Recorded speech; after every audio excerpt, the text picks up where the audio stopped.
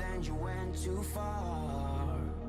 When your ship has sailed and all your dreams are lost, everything is wrong, you feel like it's your fault. Just remember, I will be there for you, baby. Remember, there's nothing out there to get you, don't forget it. When life throws lemons, just call me. Just call me. Just call me.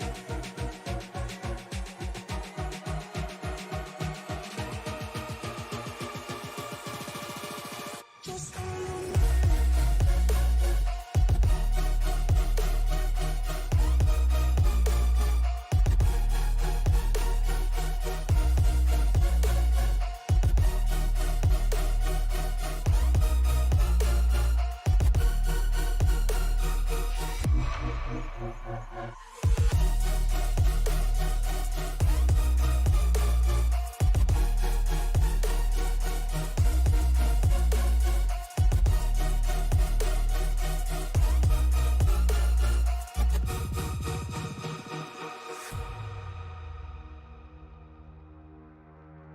You're stronger now than you ever been.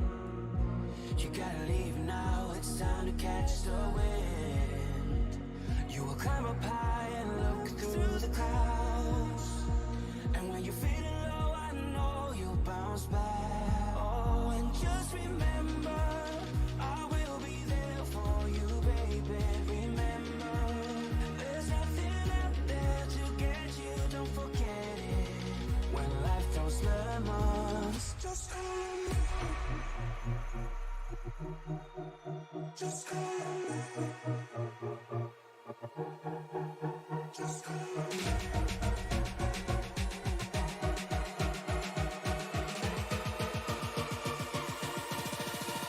Just call me.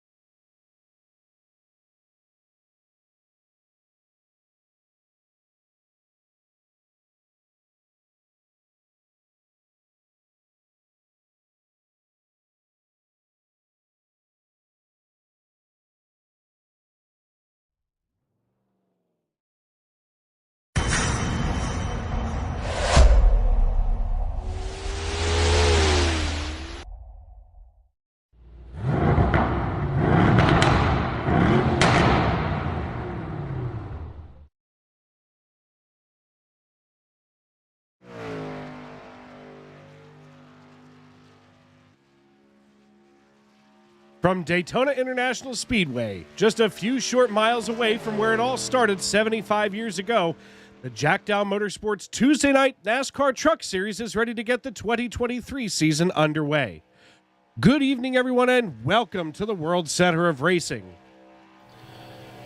In his first full season driving in the Tuesday Night Truck Series last year, Buenos Aires' very own Eugenio Alonso brought home the league championship for JDM.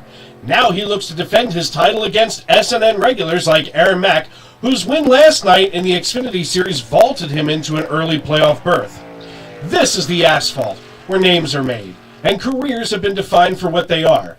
As we embark on the 2023 season, SRM is proud to present to you, our loyal fans, Tuesday Night Truck Series Racing presented by Jack Dowel Motorsports for the first time. And we are glad that you're along for the ride.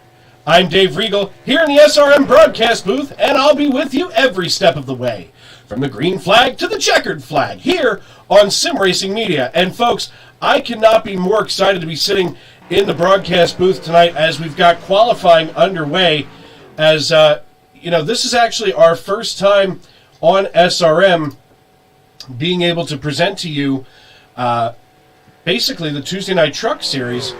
And I'll tell you what's interesting about it is, we managed to basically get these folks to come over to our broadcast. We now have the SNN family of racing from Sunday through Tuesday. So there's always something, in these first few days of the week to watch. And speaking of watching, Mike Wright, a dominant driver last year in the Xfinity Series, and also here in the Truck Series, he's already gone fastest on the qualifying time tonight. We're going to get his best time up here for you on the screen. Looks like his first lap went purple at 51.63 seconds as Gabriel Lafreniere, who was fighting very hard last night in the Xfinity Series, he managed to go third fastest now. And 2021 Truck Series champion Bob Nestor has made his return here to the Truck Series in his first full season now since the 2021 season. And out here in the number 63 Ford F-150 has gone second fastest. As he's here on the backstretch, he's not really hugging that low line. But the Lansdale, PA native out here getting her done. Looks like Mike Wright did manage to go fastest with his best time at 51.63 seconds. We'll see if Nestor can roll it out of turn 4 as he comes into the tri-oval. Definitely gets down, on the apron, gets ready to cross the start-finish line, and looks like he's just barely behind Mike Wright at a 51.65.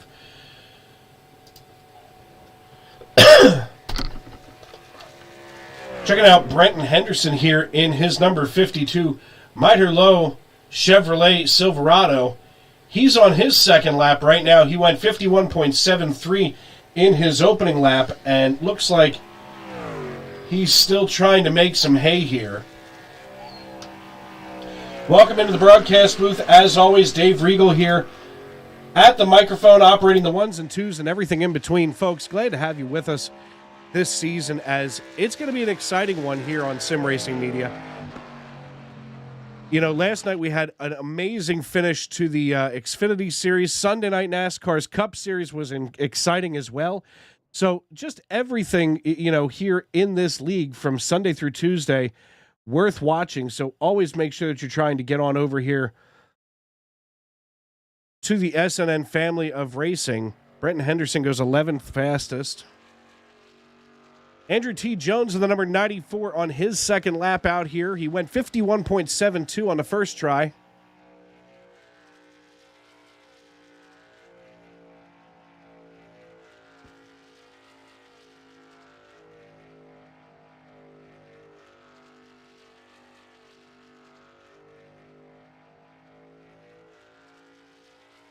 And we see Jones rolling out of turn number 3.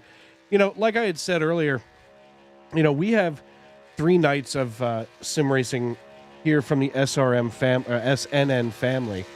And, it looks like something different going on here. Let's see what's going on right there. There we go. There we are. That's a little bit better there on my feed here in the broadcast booth. We talked about it last night in the Xfinity Series. Early on in the season, we're always going to have a couple of hiccups, but here is your reigning Truck Series champion from 2022, Mr. Eugenio Alonso out of Buenos Aires in South America, driving the Jack Dowel Motorsports number 86 Ford F-150. And I'll tell you what, I've gotten a chance to get to know Eugenio over the last 2 years, calling the Xfinity Series on the former Independence Racing Network. And as they've moved over here to Sim Racing Media, I am glad to be able to know Eugenio Alonso. He is one of these drivers that week after week, he will drive himself a very clean race. And, unfortunately, like we see so many times on iRacing, you can drive the cleanest race possible, and it only takes one person to hiccup, and all of a sudden you're the one not on the good end of that. Eugenio Alonso, at the end of his second lap, goes 24th fastest, 30 cars qualifying tonight. Claude Furland in the number 43 Toyota Tundra. Claude out here trying to get her done. His first lap, 54.87, so I can only imagine that this one has to be faster. As 54.87 is 2 seconds slower than the driver immediately in front of him, Michael Eden.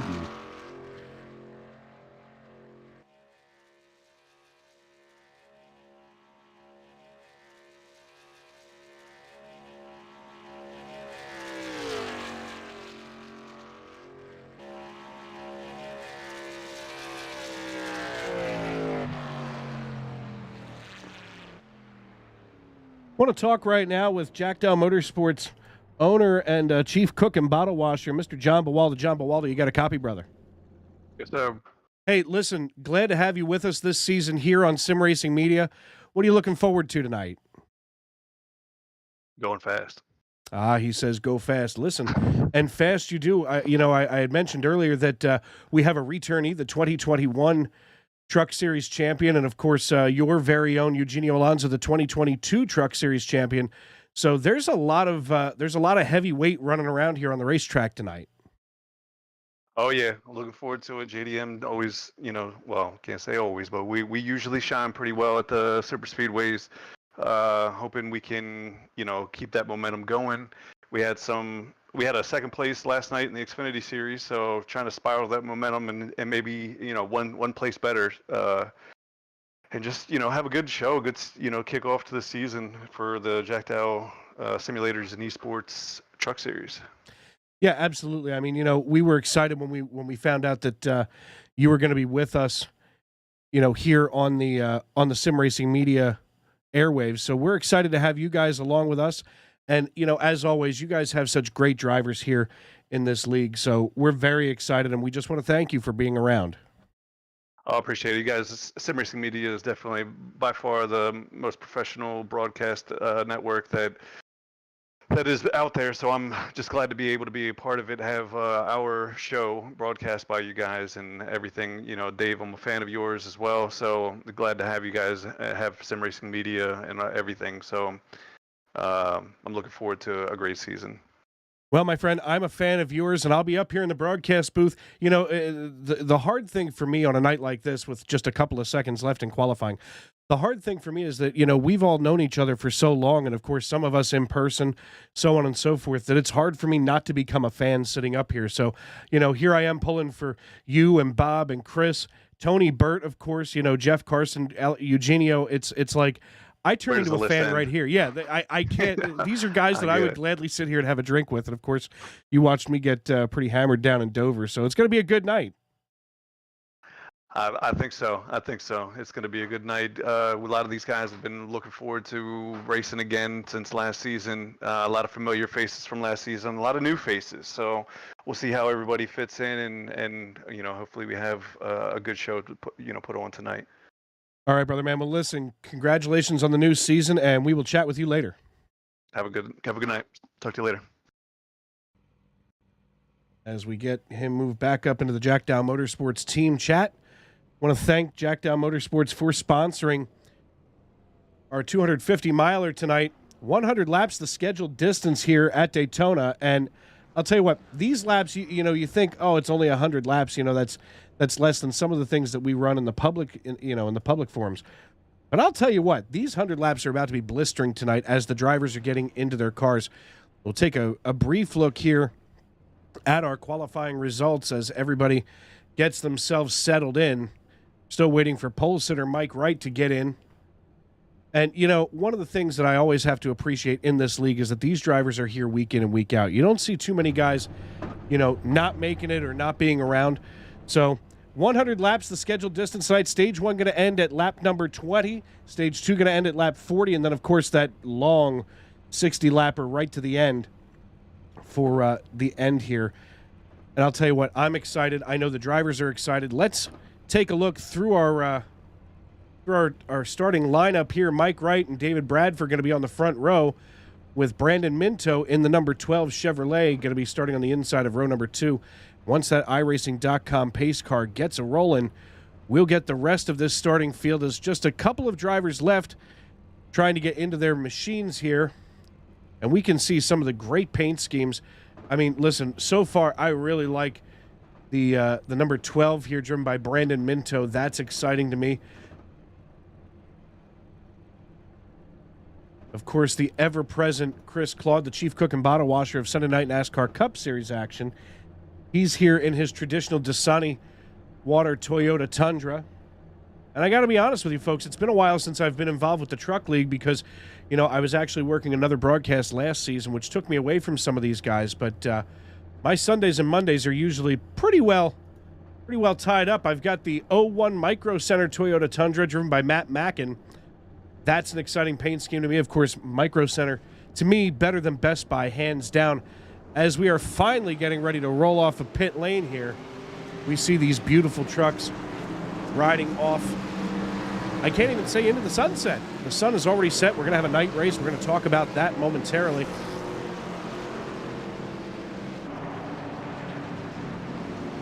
And, of course, they will be extending that opening lap here. So, sitting on the front row, Mr. Mike Wright and David Bradford, as they're going to go 1-2. Mike Wright on the inside with David Bradford in that Craftsman Ford F-150 on the high side there from Jacksonville, Florida.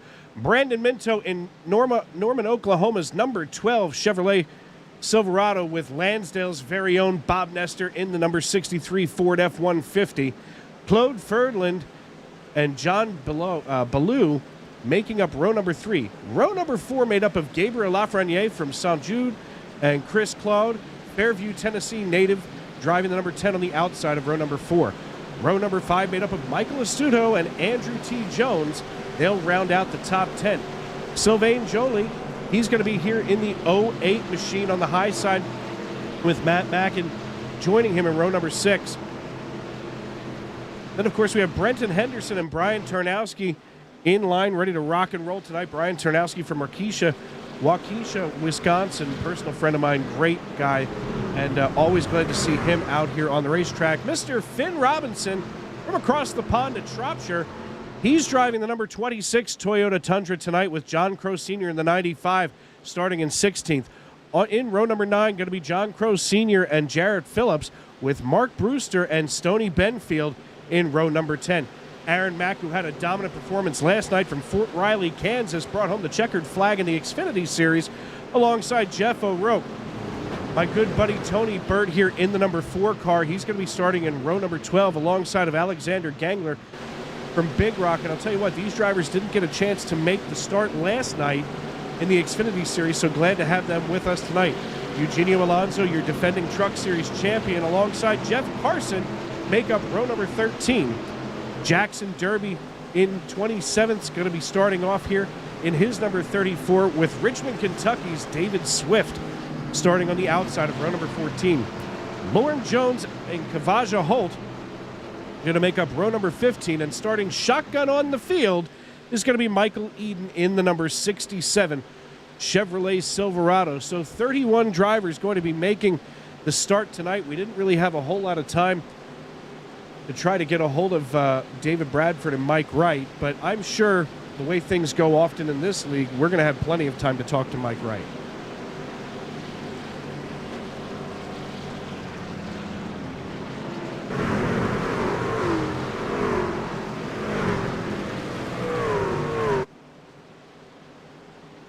We see the lights out on the iRacing.com pace car, and folks, you know what that means. You know what we're about to see here as that iRacing.com pace car is going to get ready to shoot down pit road. He comes past the Sunoco Race Fuel sign as the iRacing.com pace car comes down to dive down pit road. You can see it right there in front of your eyes, folks. The man in the stand has the green flag in his hand. Grab some popcorn, call a friend, settle in. We're green flag racing at Daytona International Speedway.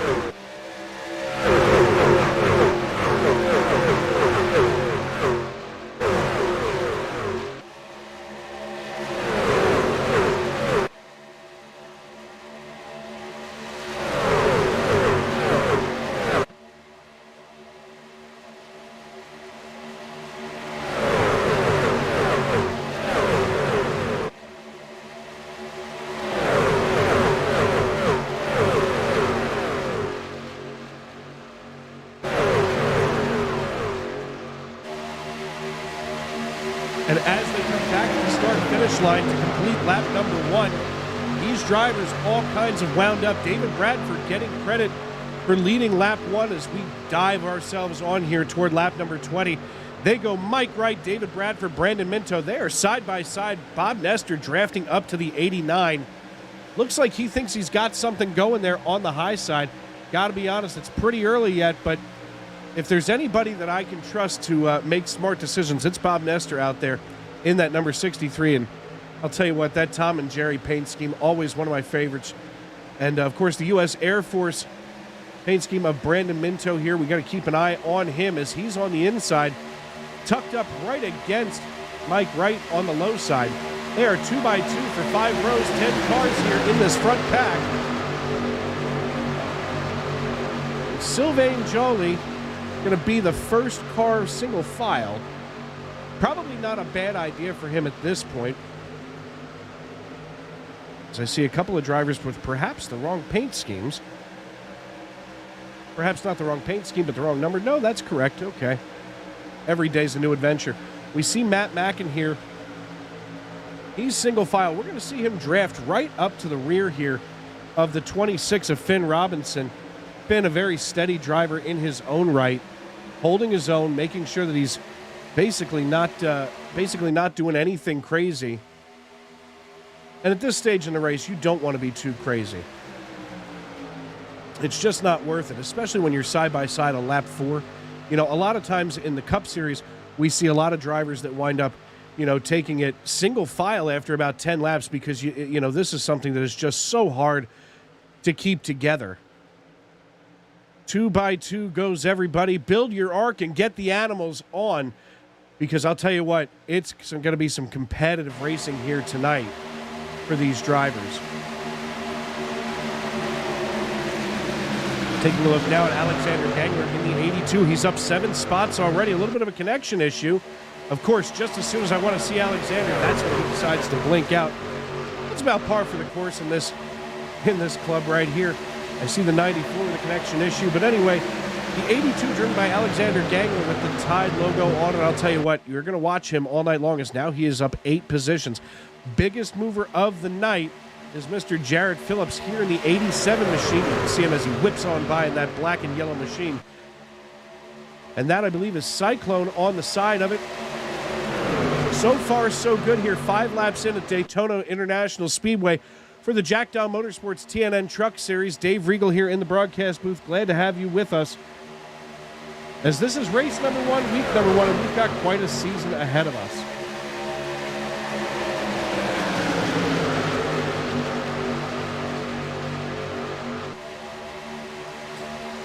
Nestor now dropping to the low side.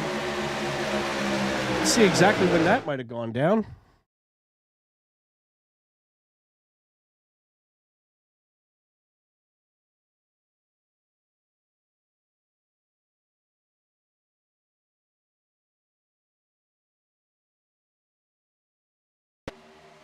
We can see Bob Nestor a couple of laps ago here.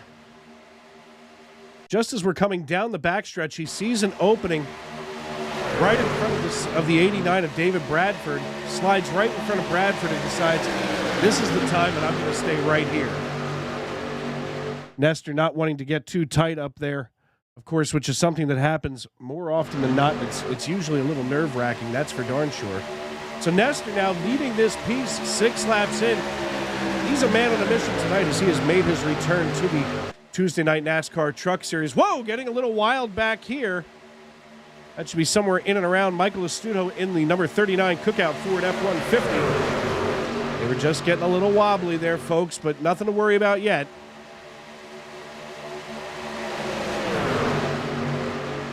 I'll tell you what, these trucks at Daytona are so much fun to drive. You know, especially early on when everybody's still trying to feel their way out. I mean, look, Sylvain Joly able to slide on up there. I believe that was actually Birdland. I'm not sure. Let's see. That's the 08. I'm still going to get used to some of these new numbers. That's Joly. But Joly able to slide up there with relative ease, no problem so far, as they're still door handle to door handle racing. And right now, everybody is still pretty tight. This is impressive. You know, nobody's decided to go single file, as they are double file for most of this field, folks. And nobody really has the edge right now. Nobody's really drafted up too close. Nobody's really drafted back too far. We're going to take a look here at Tony Burt, who's just outside of that lead pack. And Tony Burt, one of those drivers that I'm counting on tonight to work his way up here in that JDRF number 4 Chevy Silverado.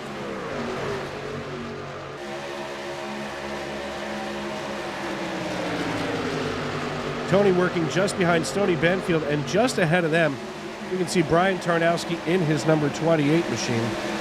Whoa, getting a little wild here, folks. Let's see what that was all about.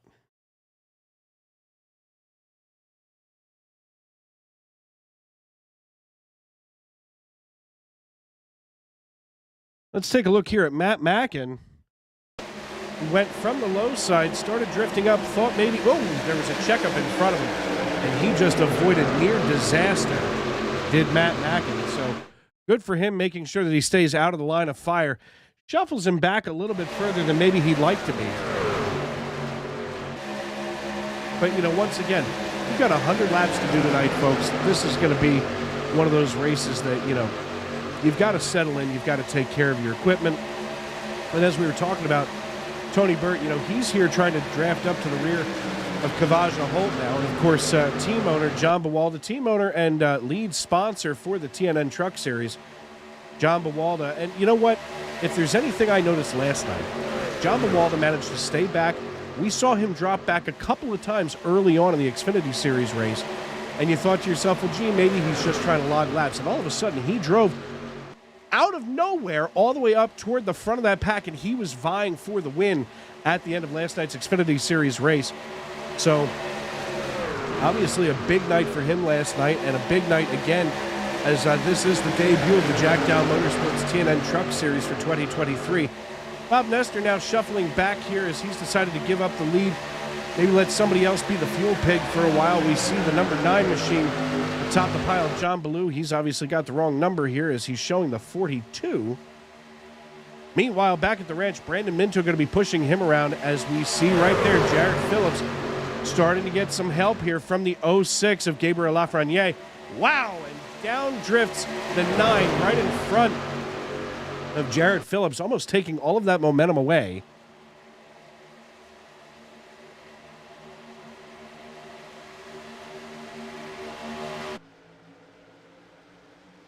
And this is one of the more advantageous camera views because we can see it almost right here from the bowl as we can see this 2x2 deal here. And my goodness, 11 laps in and they're already shuffling around.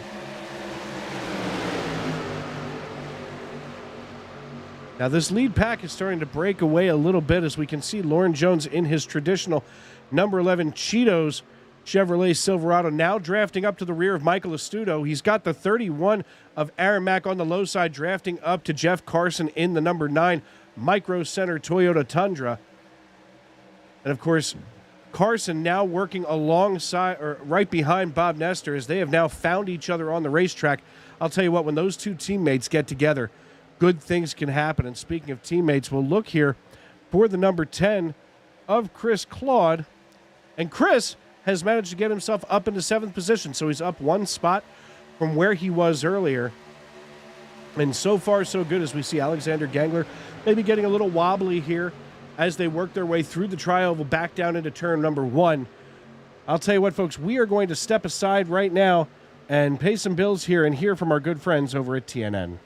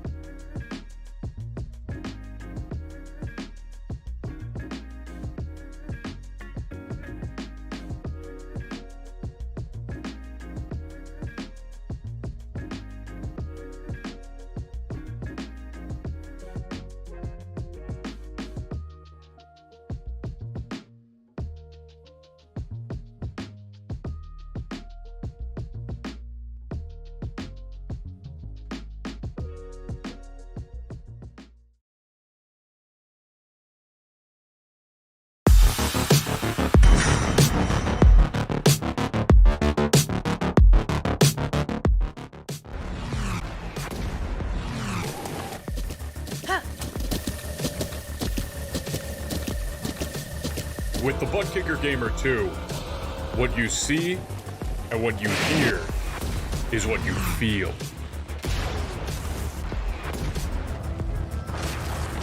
Butt Kicker. The future is feeling.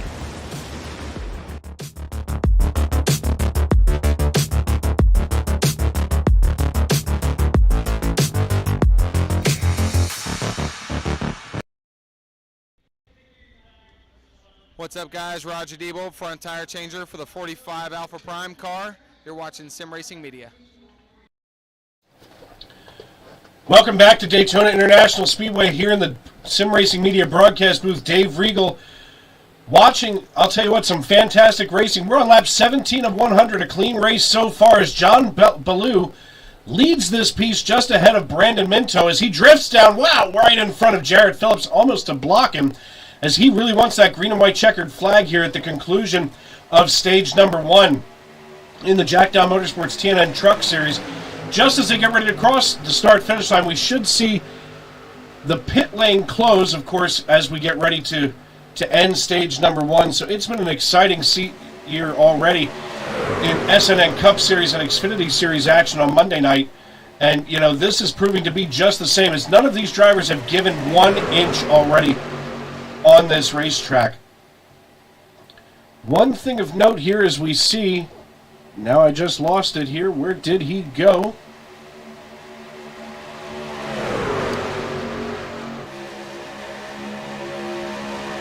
There he is, the 52. Just going to slide back here. Brenton Henderson. He's up 3 positions right now and has quietly battled his way up here into 9th position. Right now, Chris Claude, Chief Cook and Bottle Washer of the SNN Cup Series, right now running around here in 8th position, right where he started. So everything working out just well for Chris, as he's one of those drivers that can hang on right where he is, and we'll see when he's going to make that move. Of course, going to be much later in this race as we go on tonight.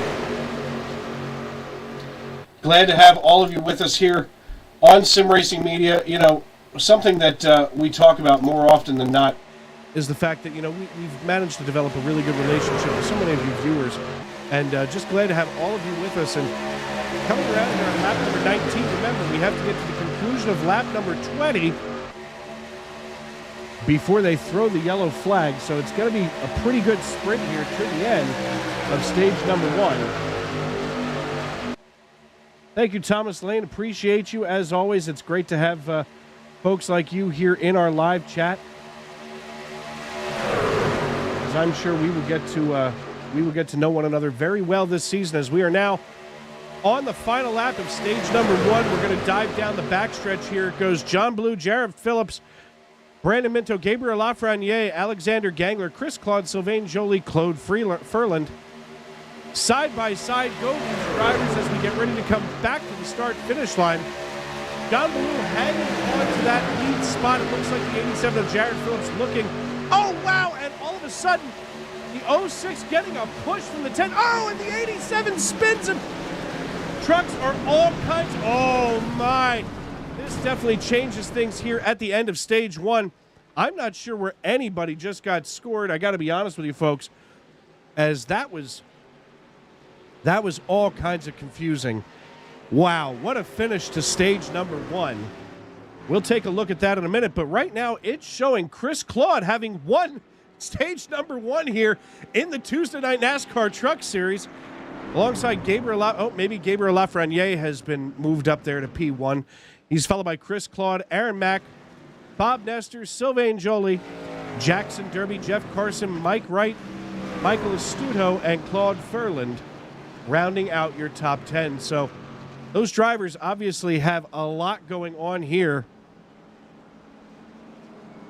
We're going to take a look back and see exactly what happened there at the start-finish line, because, my God, just in case there wasn't enough going on.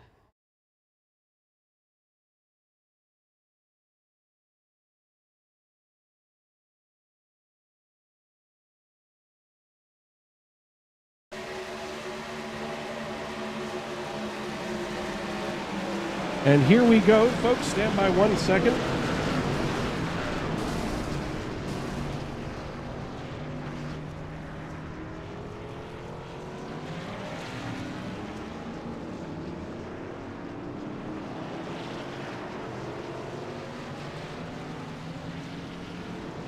Sorry about that, folks. Had to do a little real world stuff there. Of course, the work phone always rings at the least possible convenient second. So we're going to run that back. I do appreciate your patience as we are going to run this back. Take a look here at the 87. Exactly what happened. Your guess is as good as mine, folks, because I'll tell you what, it was mayhem out of nowhere. We're going to take a look from the drone cam as they roll out of turn number 4. We see the 9 with his lead. He gets right in front. You know what? Maybe we should probably go up here. I hate to do this, but we're going to go to the chopper, and we're going to get a better angle on that.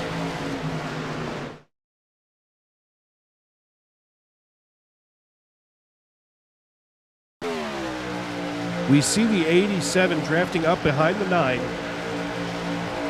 The 87 getting a push from the 12.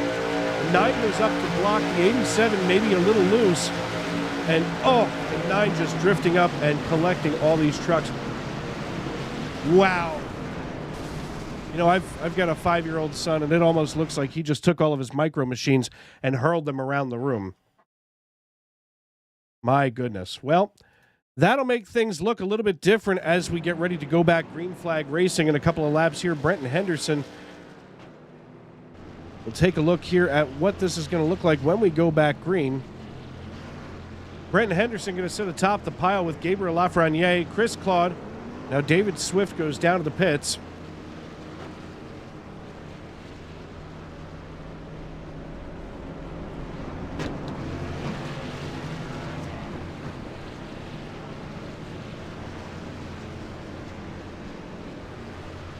Just in case it couldn't get any more confusing, we've got guys dropping in here to the pits, so we'll see what our restart is going to look like here. We're going to have to run through this fast. Gabriel Lafreniere sitting atop the pile with Chris Claude sitting on the outside of row number 1. Tony Burke going to restart in 3rd with Eugenio Alonso in 4th, and teammate John Bawalda. There are 3 JDM cars right in a row, 3, 4, and 5.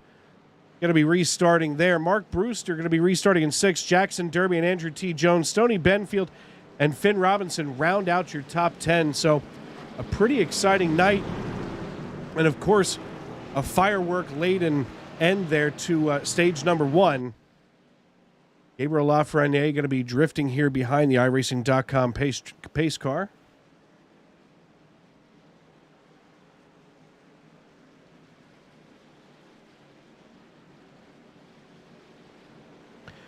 Very impressive end to stage number 1. But listen, we're going to have to put all of that behind us as now we're going to march down looking for lap number 40, as that's going to be the end of stage number 2. So just about 17 laps when we go back green flag racing here after the iRacing.com pace car dives on down pit road.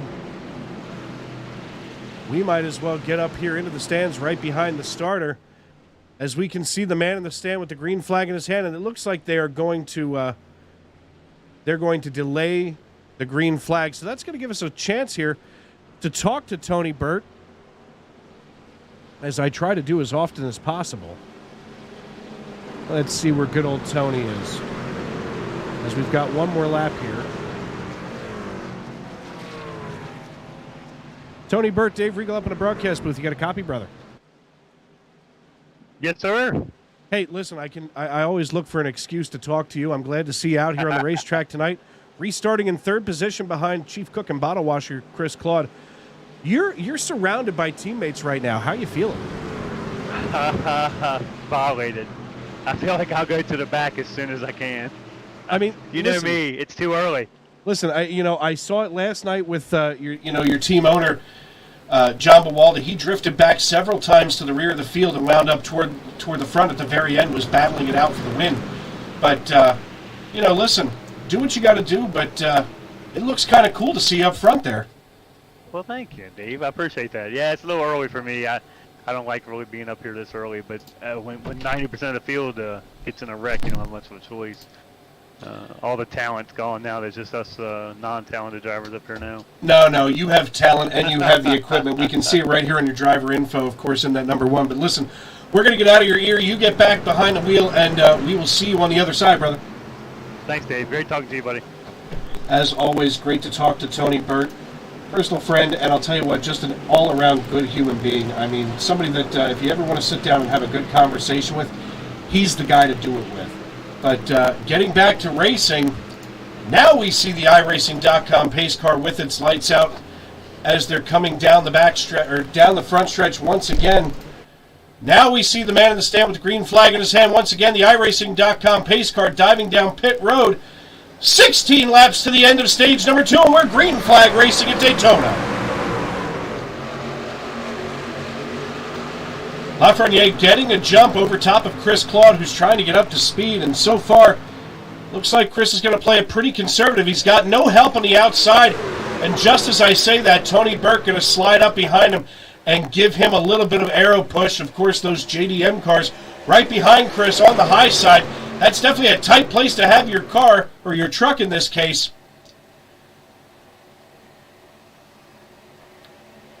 But so far, so good for Chris, as now he is pushed all the way out to the lead.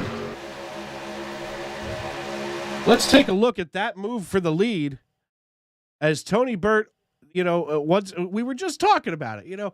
There he is, just doing what a good guy does. He's pushing his friend up here in Chris Claude. We see him right here, and all of a sudden he just blows the doors off of those 3 trucks on the inside with some help from John Bawalda, and they just go rocketing on down the backstretch. That had to be a pretty amazing feeling for Chris Claude, as when you get into that situation, it feels like your truck is just lighter than air. And obviously he's going to hold on to the lead, and as nice as it was of Tony Burt, right now it's almost like Chris is going to say, hey, listen, you're going to have to pry this lead from my cold, dead hands if you think I'm going to let you in here. And, Chris Claude not on a grow. Oh, he gets checked up right there. Woohoo! Nearly the end of most of the field. He might have stepped on a banana peel right there, but make sure to keep it moving. The 06 of Gabriel Lafreniere back out front. He's being pushed around by Eugenio Alonso. Right now we see Bob Nestor, the last car on the lead lap, second to last car on the lead lap, trying to stay ahead of this pack, but no dice as he comes off of pit road. So tough night for the Bobster. Meanwhile, look here on the outside. Eugenio Alonso, the defending 2022 Truck Series champion, going to be pushed along by Chris Claude yet again. Chris Claude now side by side with Tony Burt. They are door handle to door handle, as Chris maybe getting a little wavy. I'm not sure what the wind is doing out there. We'll have to take a look, as that seemed to have just upset his truck a little bit here. We see that 7-mile-per-hour wind. And right now, track temperature down to 71 degrees, so there's all kinds of grip. And, 71 is right on the edge of where it's comfortable to drive, because any colder and the track actually feels like it's getting slicker and slicker as you go. So now we see Tony Burt making a move to the outside. He just went from I'm going to hang out and back to I'm taking the lead, baby. That's what he said as he gets a push from Eugenio Alonso here on lap number 28. All of a sudden, Tony Burt decides he wants to lead. He is Timmy, I want to score more in the number 4, as he is now coming up behind another lap truck, but lap truck gets out of the way, stays high.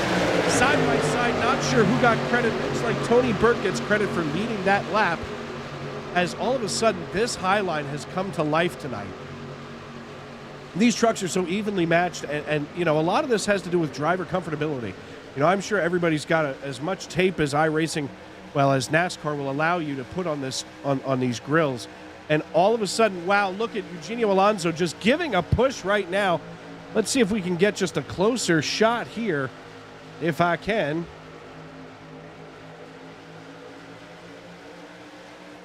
There they are.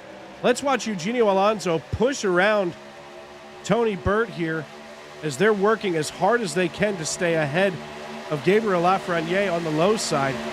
And you can see, wow, they are hooked up and not going anywhere. I believe the song's name was Stuck Like Glue, and they're stuck more like Bondo on a hot summer day. Wow! Eugenio Alonso just cutting the nose off of the 06 of Gabriel Lafreniere. 2 international entrants here tonight, going at it like crazy. And yet again, here come two of our commissioners in the SNN family of racing on the outside. Chris Claude and John Bawalda dueling it out here on lap number 30 of 111 laps to go in stage number 2, as this race has just been ticking along by like a Swiss clock. I'll tell you what, there is nothing right now that Tony Burt can do wrong. As long as he keeps hitting his marks and just not worrying about what's in the rearview mirror, he's going to do just fine down there.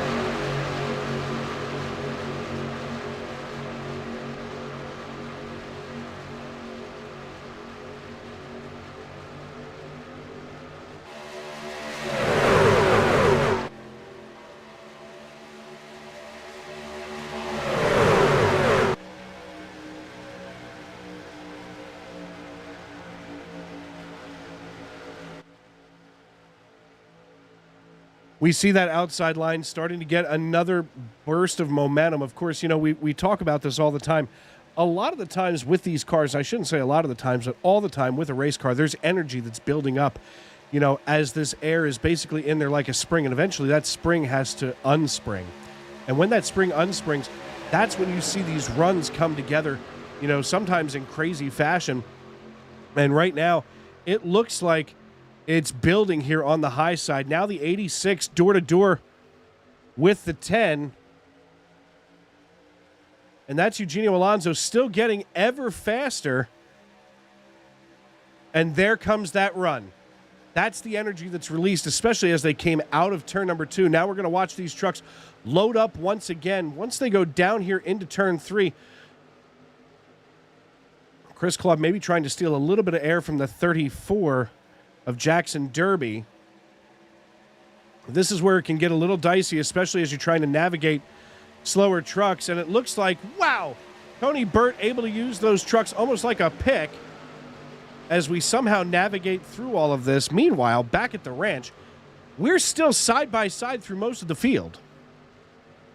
Taking a look back here where the 28 of Brian Tarnowski is. Of course, Brian, a longtime SNN veteran, doing what he does best almost every week, and that's keeping it together. You know, a couple of years ago, right after I got involved with SNN, it seemed like Tarnowski and I just had a pair of magnets that just drew us together. And, you know, every time we got near one another, one of us, if not both of us, somehow wound up in the wall or in the grass. And, you know, of course, I guess it kind of helped that I suddenly decided to come to the broadcast booth last season. But meanwhile, you know, Brian Tarnowski, just a consistent racer all around. And I mean, I've seen him in other leagues. I've seen him, you know, here in the SNN family of racing. And just a really great dude out here on the racetrack. So, oh, the 51 just punted. We stay green. Let's see what happened there.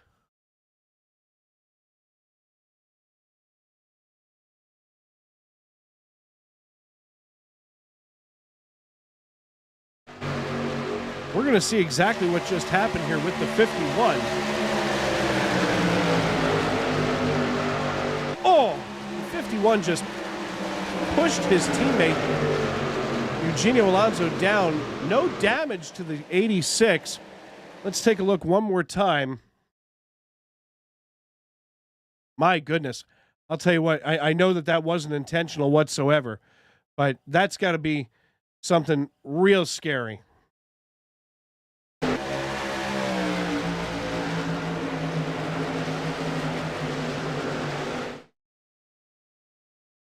As we're now on lap number 35 of 100, Tony Burt still leading this race. There's something I don't get to say very often, but I'm glad I get to tonight, as the 94 of Andrew T. Jones going to be pushing Tony around here. This front group of cars, front group of trucks, the 4, the 94, and the 26, they've kind of put a little bit of distance between themselves, John Bawalda and Chris Claude. It's almost like John Bawalda and Chris Claude have put some kind of a fence up to keep everybody back from now this lead group. Not sure what everybody's connection issue there all of a sudden was, but things seem to have settled back out. Chris Claude looking like he's got some scars on the inside of that 10 machine. The 94 still pushing the 4. That's Andrew Jones, not the ball player, pushing Tony Burt.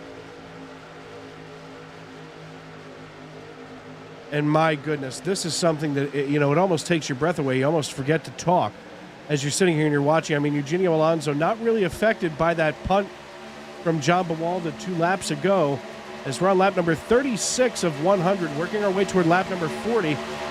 16 cars on the lead lap.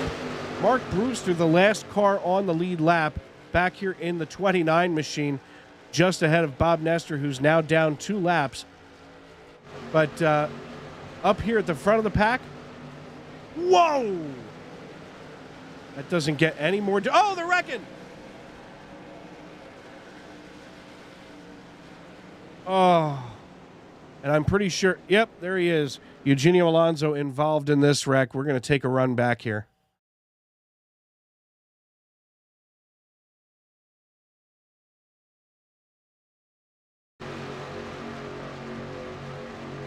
And here we are. We can see a slow car just ahead of the 26.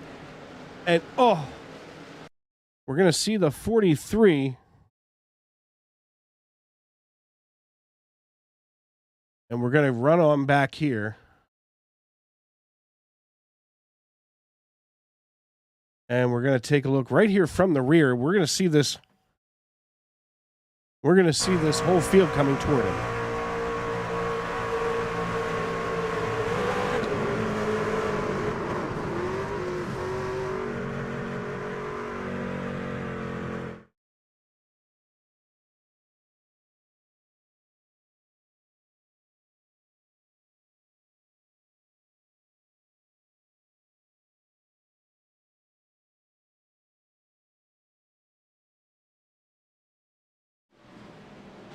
And with that, they will call it. That will be the end of stage 2. And that means that Tony Burt is the winner of stage number 2 here at Daytona International Speedway. Your top 10 at the end of stage 2 going to be Tony Burt, Andrew T. Jones, Finn Robinson, John Bawalda III, Chris Claude, Brian Tarnowski, Gabriel Lafreniere, Lauren Jones, Jeff O'Rourke, and Brenton Henderson. So a lot of Jack Dow Motorsports up atop this pile. A lot of Joe Gibbs Racing atop this pile, but none going to be happier than Tony Burt, who gets himself a stage win here in the very first week of action.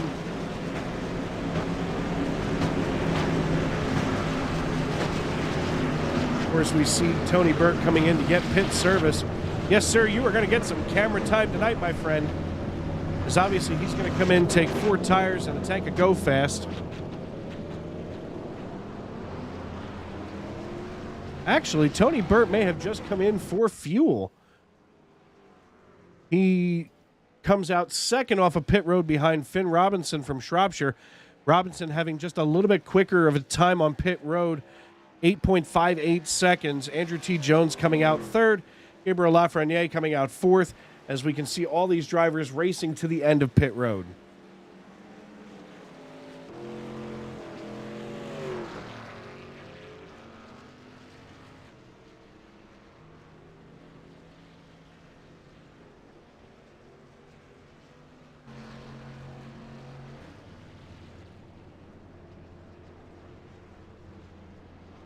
And I guess, something that we don't often get to do, we're going to talk to the winner of the stage, who just so happens to be the last person that we talked to. When I said we'd see him on the other side, I didn't think that we'd mean it this soon, but I'm sure he's going to be more than happy to talk to us. Tony Burt, Dave Regal again. I said we were going to see you on the other side. I didn't think it was going to be this soon, buddy. Yeah, man, I got lucky. How are you? Listen, I just watched you win stage 2. That's not luck. That's being in the right place at the right time. Yes, sir. Yes, sir. This JDRF truck is fast tonight, man. It is fast. We went to the wind tunnel and made some improvements. It's doing good. All right, man. Well, listen, congratulations. I'm going to go grab your team owner. I don't know if I want to talk to Eugenio right now. I'm pretty sure he's probably not real happy with what happened back there, but no, he's good. They were all laughing about it, so okay. He's good. You can talk to him. All right, yeah. Fair enough. I got to go talk to Eugenio. But listen, congrats on stage 2, and looks like the iRacing.com pace car lights are out, so we'll see you maybe at the end of stage 3 up front. Yes, sir. Yes, sir. Glory to God, brother. Glory to God. Praise God, brother.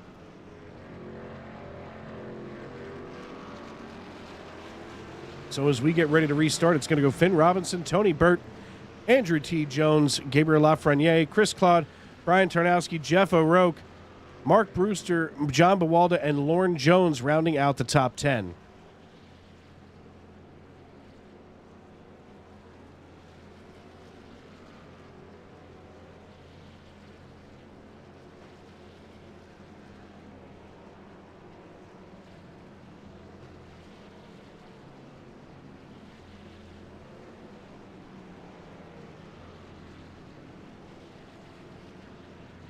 Now, these drivers are on the radio claiming that there are 14 drivers on the lead lap, but right now I'm counting 11. 11 drivers on the lead lap. Last driver on the lead lap is actually Aaron Mack, who's just outside the top 10. But my goodness, what a finish to stage number 2 as Tony Burt with a stage 2 win, an early stage win.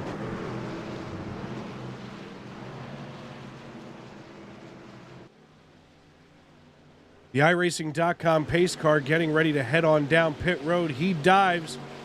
Finn Robinson with his foot hovering just above that throttle. He enters the Geico restart zone, wastes no time, and gets us back underway at Daytona International Speedway.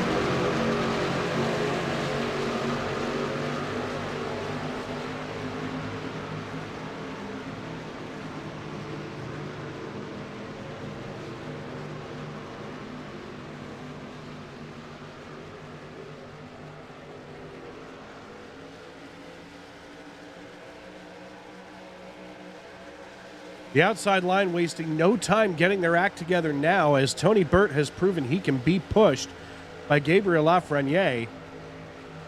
Now the question is, does Tony Burt drop down to that low side and leave Lafreniere out to dry? And he does. So now Lafreniere is going to have to wait for Chris Claude. Lafreniere has to wait for Chris Claude to give him a push. And, the question is Claude good enough to give him that hard push he's going to need? We're going to take a look right here from the nose of that 10 car.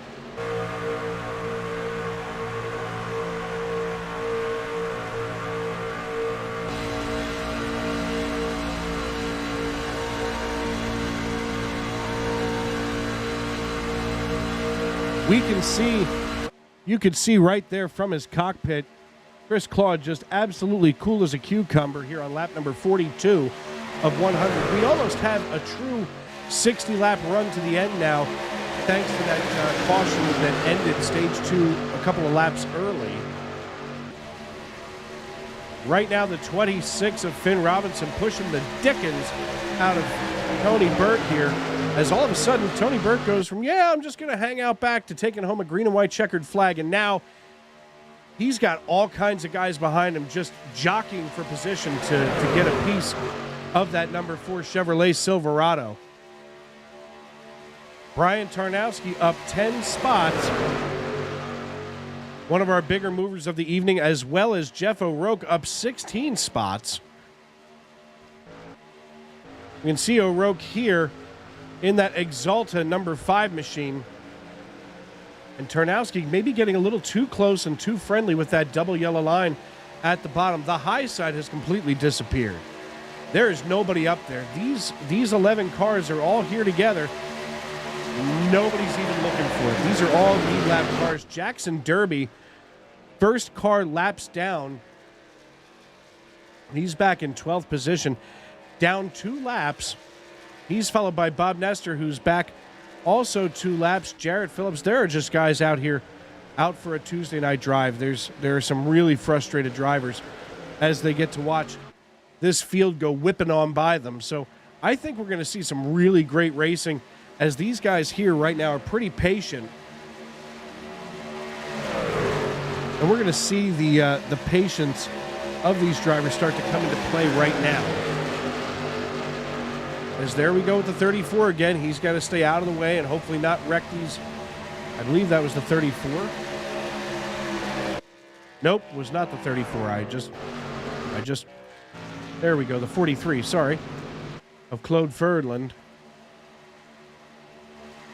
And that's a nerve-wracking position to be in, folks. I mean, when you've got this whole field of angry hornets coming toward you, you know, in upwards of 180 miles per hour. In fact, let's see how fast they are going, because I'm sure it's something fancy, as we're at 183, 184 going down the backstretch, and this is Tony Burt being pushed by Finn Robinson. We see Robinson also, you know, they're nearly at 190 miles per hour going down the backstretch. And, you know, when you see somebody, when you're a lap car who's already got some damage going on, that's something it's almost too nerve-wracking, if you will. You know, at that rate, you're just kind of like, well, if I stay here, they've got to get around me. If I try to move, do I make a mistake?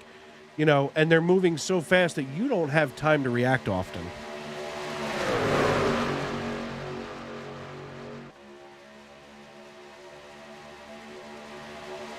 And folks, while these drivers decide who's going to get ready to blink and come in for that money stop later on in this race, we're going to step aside and pay some bills. I'm Dave Regal. You're watching Tuesday Night NASCAR Truck Series Racing, brought to you by Jack Dowel Motorsports here on Sim Racing Media.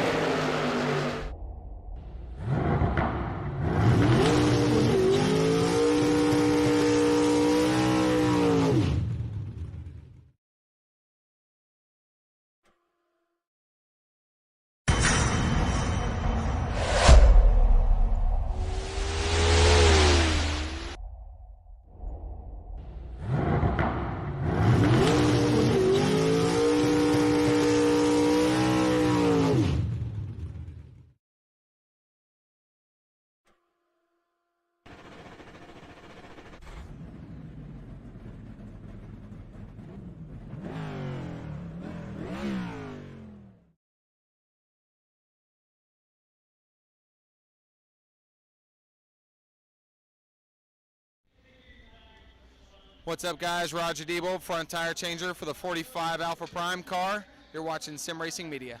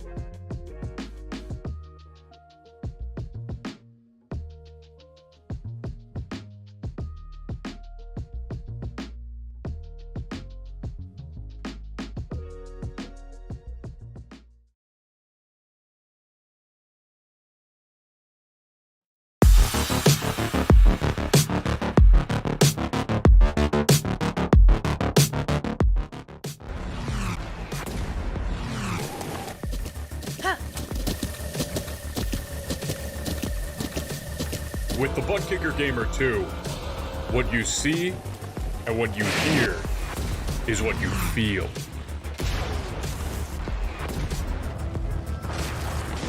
Butt Kicker. The future is feeling.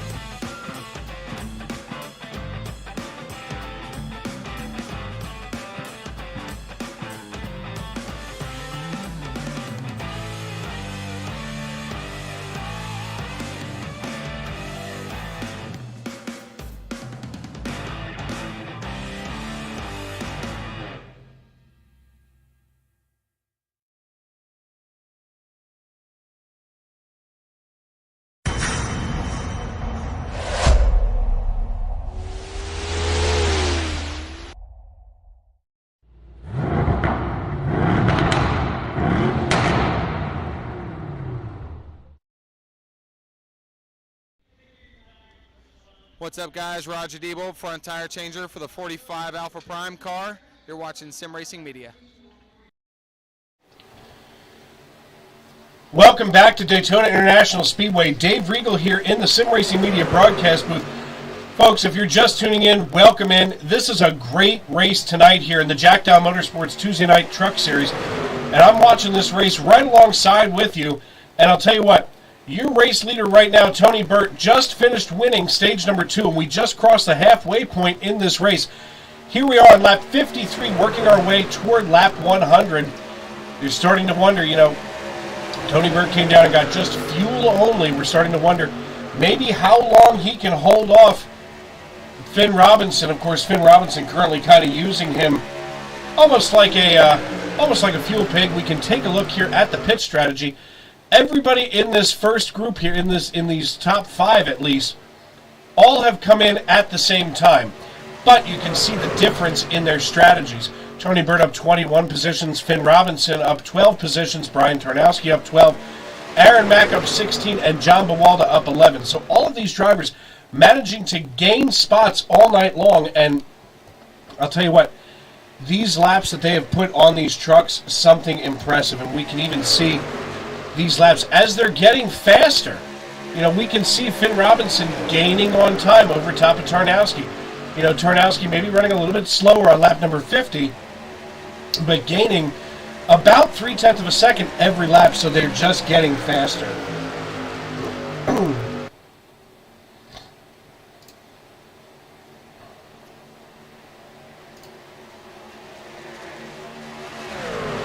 The other interesting thing that we're watching right here, and you can see it right on your screen here in the lower right-hand corner, that's the gap. They haven't really made any moves on one another, and the question at this stage in any race becomes, who's going to blink first? Who's going to be the one to come down and get that money stop? I mean, right now, 46 laps left. Not enough fuel to make it to the end for a lot of these drivers, but still something worthwhile to be watching. So as we get ready to settle in and watch, we're going to invite you folks at home to turn it up here on Sim Racing Media.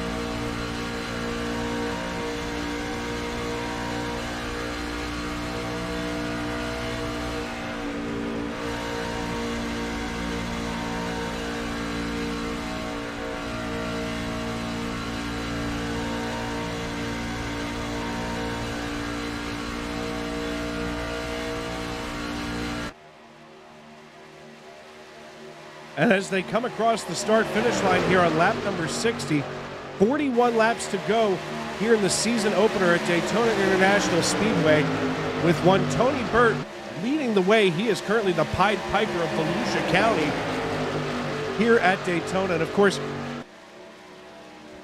Daytona, one of the most fabled racetracks in all of history.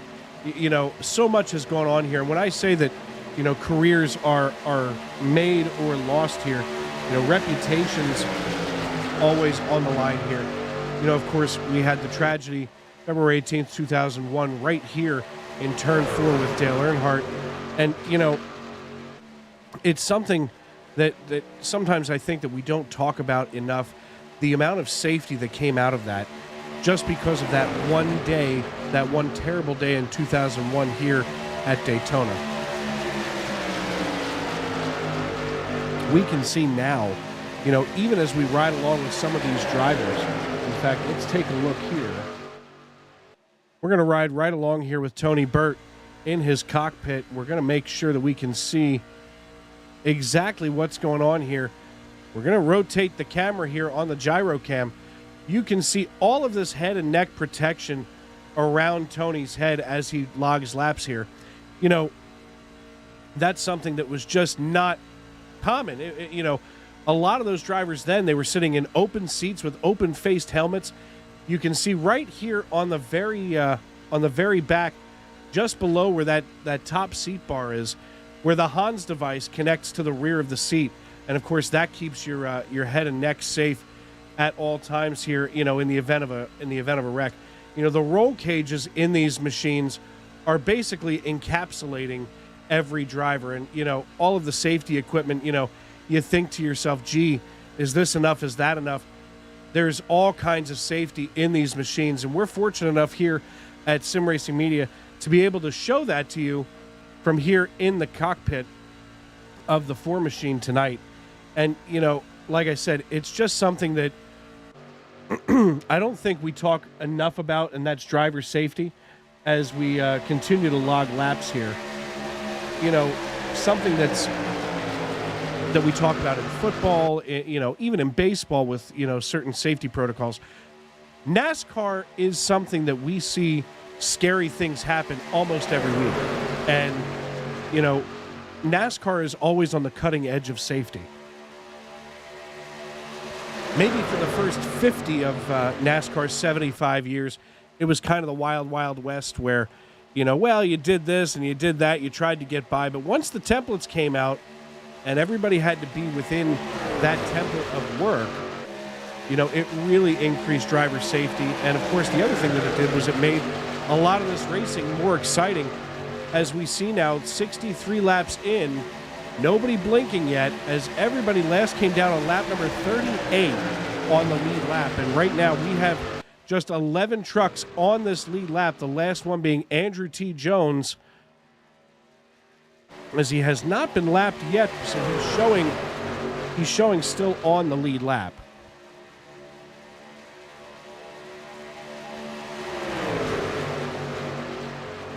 And unfortunately, you know, I think that it's going to come down to who's going to try to make a move here on Tony Burt. And quite frankly, as he looks in his rearview mirror, he knows the team owner, John Bawalda, back in the 51 car, he's got his rear.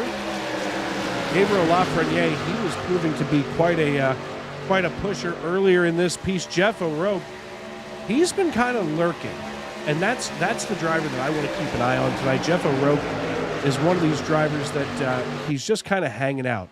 You know, Chris Claude, always a contender up here, running in 9th position right now. He's the kind of driver where he says, you know what, I'm happy with the ninth place finish. But if Talladega last year in the Xfinity Series is any indication, Chris Claude may have a shot here at the end to really light it up. As now we can see the 06 starting to make a little bit of headway. Suddenly a second line forming on the high side.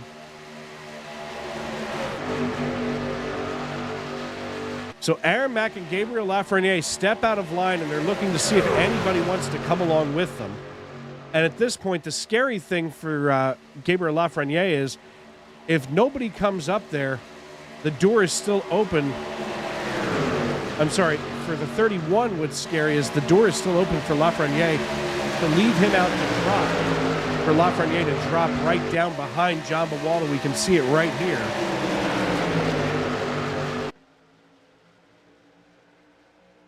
And now that door is closed. The next place that Lafreniere can really bounce down is only up at the front, and he is pushing Aaron Mack all the way to the front. They've suddenly decided to make a move up here. John Bawalda considering taking that high line. Maybe he wants to go up and give his driver in the 4 car a little bit of help. And all of a sudden there's a lap car, so now these drivers are going to have to navigate that high side. We can see as we come through the tri-oval, and this is not the place that you want to go 3 wide, but window to window are Brian Tarnowski and Lafreniere now, as Aaron Mack still fighting his way up to the lead. And as those cars unload all that energy from their suspensions coming from turn 2 onto the backstretch, we can see the run that they're getting on Tony Burt and Finn Robinson.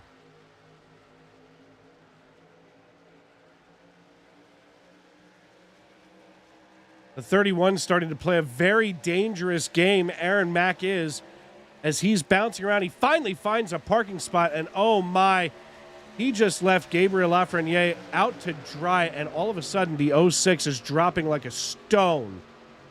He just went from nearly at the front to all of a sudden running back here in 6th position. He just dropped all of those positions. If he doesn't want to go back any further, he's going to have to get back in line right here between John Bawalda and Jeff O'Rourke.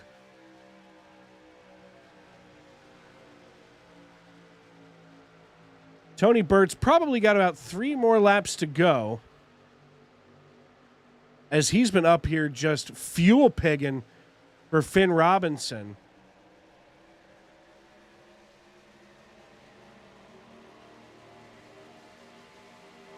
But like I said, 11 cars on this lead lap. Once again, Andrew T. Jones just having gone down a lap.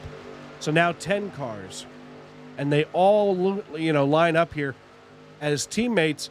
Lauren Jones and Chris Claude, the last remaining Joe Gibbs Racing teammates out on the track here. They're chasing down Mark Brewster in the number 29 Chevrolet Silverado.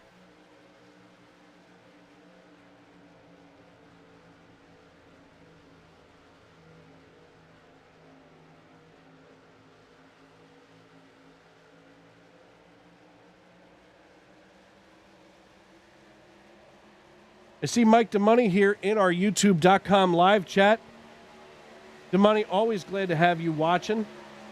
And I appreciate the kind words as always. My Sim Racing Media brethren there. Thomas Lane out here. Mike, letting Mike know that he loves these truck races. And I'll tell you what, the truck races here on YouTube.com, always something exciting to see. And we've got a lot of truck series races on Sim Racing Media. And, one of the things we've talked about, amongst ourselves is, gee, look, another truck series. Gee, look, another truck series. But my goodness, you might not think that they're that exciting, but a truck series race, these are some of the most stable vehicles on the NASCAR circuit, which means that the drivers are more comfortable, and a comfortable driver, that's nothing but exciting.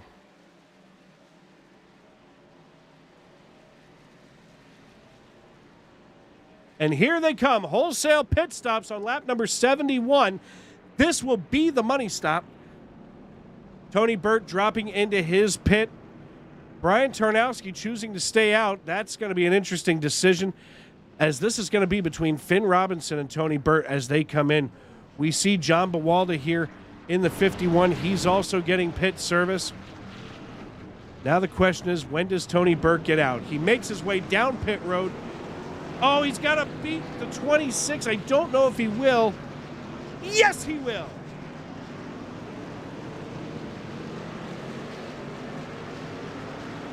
These drivers coming out just about the same way that they went in. We'll take a look here on the tower. As Brian Tarnowski, the only truck not to come in. So maybe he's trying to think, if he comes in, gets a little extra fuel, maybe, just maybe, he can stretch it out a little farther than the rest of these drivers. But Tony Burke coming in, getting 4 tires and a tank of Go Fast, as well as Finn Robinson, Gabriel Lafreniere, pretty much everybody. They decided for these last 29 laps, they better go out there with everything they got.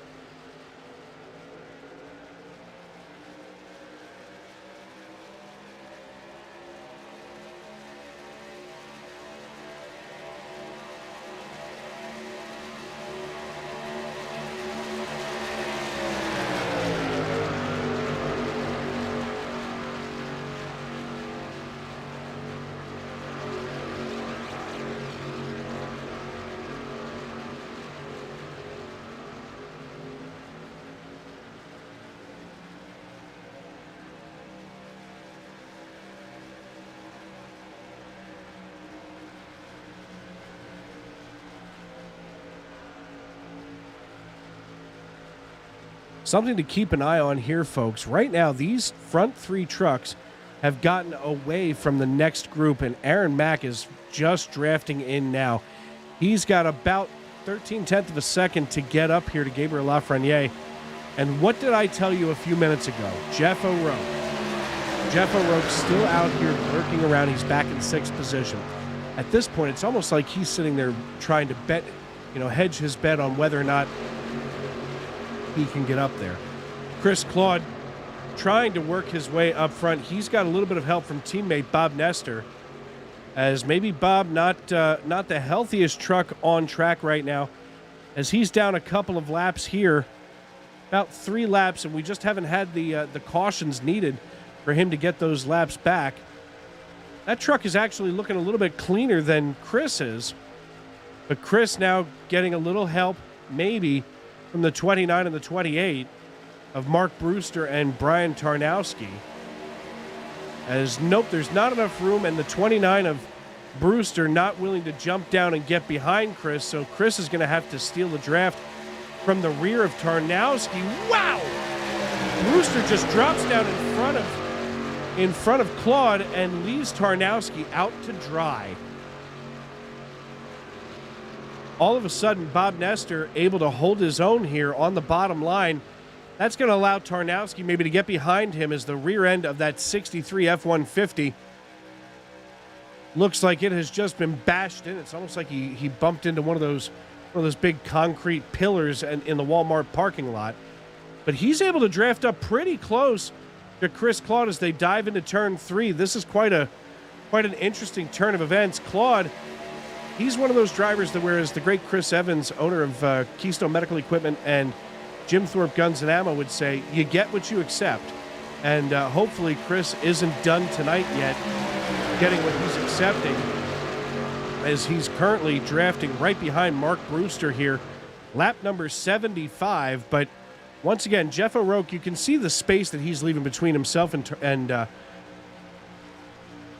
John Bawalda, and he's going to get a heck of a run at some point, and you've got to wonder, does he try to engage that slingshot like Ricky Bobby and try to swing around the outside of the 51? That distance that he's allowing right now is just about enough for him to really get on the hammer and draft up behind the 51.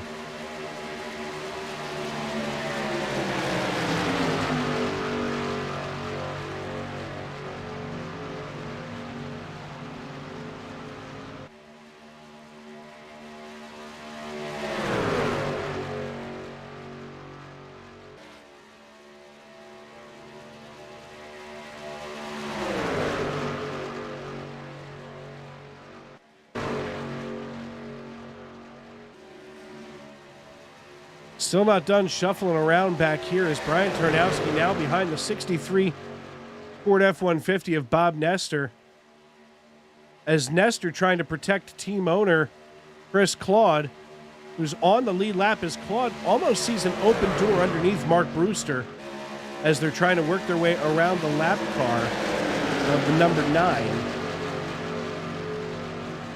Nestor down 3 laps, but still out here being a good teammate, pushing Chris around as he looks like, he gets a good push right here through the tri-oval, and he backs off just in time, right there at the at the pinnacle of the tri-oval. That's That's a scary spot to get a bump, but Nestor obviously willing to give Chris a shot there to see if he can keep pushing him up and around Brewster.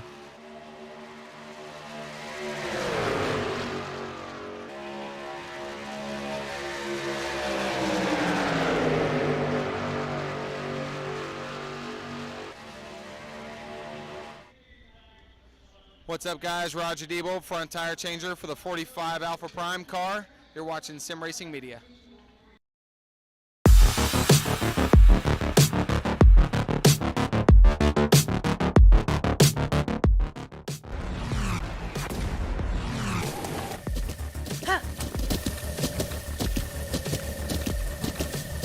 With the Butt Kicker Gamer 2, what you see and what you hear is what you feel.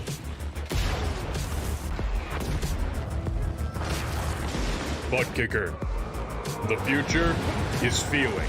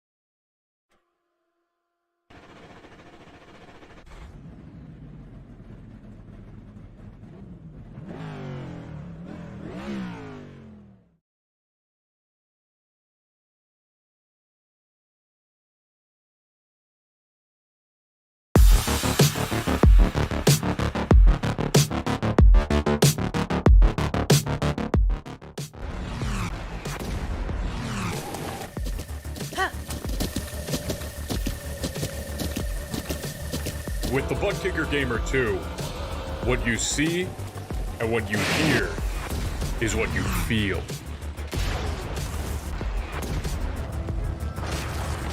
Butt Kicker. The future is feeling.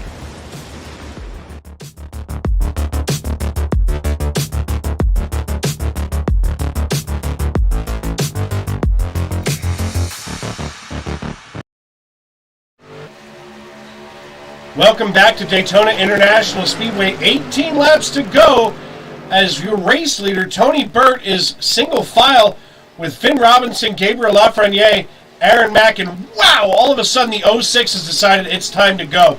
Unfortunately, the 06 doesn't have anybody to go with him. But folks, if you've been with us since the beginning, you're watching some of the most exciting truck racing that you're going to see all week. These front 6 drivers have stuck together all night long. Tony Burt wins stage 2 in a surprise with, of course, a caution there to end stage 2. And now he's trying to bring home the checkered flag with now 17 laps to go, as he is just turning laps, doing his best now with the 26 of Finn Robinson, pushing the bejesus out of the back of that number 4 Chevrolet Silverado. So all kinds of excitement here, and we can't be more excited in the Sim Racing Media broadcast booth to be bringing this to you thanks to Dowel Motorsports and one of our other title sponsors this evening. The WSR 4MH mindset is very basic. They want to take the best that exists and make it better. If it doesn't exist, create it. Accept nothing nearly right or good enough. And that is from Sir Henry Royce. And, the other thing is that, this is all about sim racing for mental health, of course. And, this message goes well with the mental health. You're not alone. And one of the biggest things with, the sim racing for mental health mindset is that you're not alone. We aim to stop the stigmata of mental health and offer superior support along with state-of-the-art simulation rigs to suit real-world conditions. So please join us in this fight against mental health and help us to grow. And we're thankful to Dowel Motorsports for being one of our first teams to jump on this great campaign. And, we talk about mental health, from time to time in sim racing. And for a lot of us, sometimes the pressure of the world can become so great. And, it's something that a lot of us use this as our escapism. It's kind of where you can put the real world aside and just kind of take a breather. And as stressful as sim racing can be in so many different aspects, for us, this is exciting. I mean, here I am sitting in the Sim Racing Media broadcast booth, Dave Regal here, with you for the Dowel Motorsports TNN Truck Series, and I can't thank you enough for making us a part of your evening. And, there you are sitting maybe laying in bed watching us on your phone or hopefully on the TV on the old big screen there. Make sure that you're there supporting, your friends and family who are suffering from, mental health conditions. And, be a supportive. Make sure that you're being, a place, an outlet, if you will. Because I know that without some of the support that I get here on iRacing, at work, in the real world, a lot of times it feels like I couldn't do this without them. And, one of course, now he told me not to make a big deal out of it, but one of the people who has absolutely made an impact on my life about that is Mr. Bob Nestor here in the number 63 F-150. And, there's a lot of days where sometimes I need a good laugh, and there's Bob to make me feel better no matter what's going on. So tip of the cap there to the old Bobster in the 63. Meanwhile, what he's got going on out here on the racetrack is pushing his teammate Chris Claude up behind the 29 of Mark Brewster here. And basically Brewster is hanging out trying to lead the second pack. But here's the problem. They're quite a ways away from Jeff O'Rourke. In fact, they're about half a lap behind this lead pack, 27 seconds to be precise. And 27.38, now 3.4. That front pack just getting faster and faster. And this front pack is Tony Burt, Finn Robinson, Aaron Mack, Gabriel Lafreniere, John Bawalda, and Jeff O'Rourke. And once again, we can see Gabriel Lafreniere trying to get himself some kind of help up here, and nobody willing to go along with him with 13 laps to go. And I hate to break it to him, but sometimes it's a little too early here on the Super Speedway.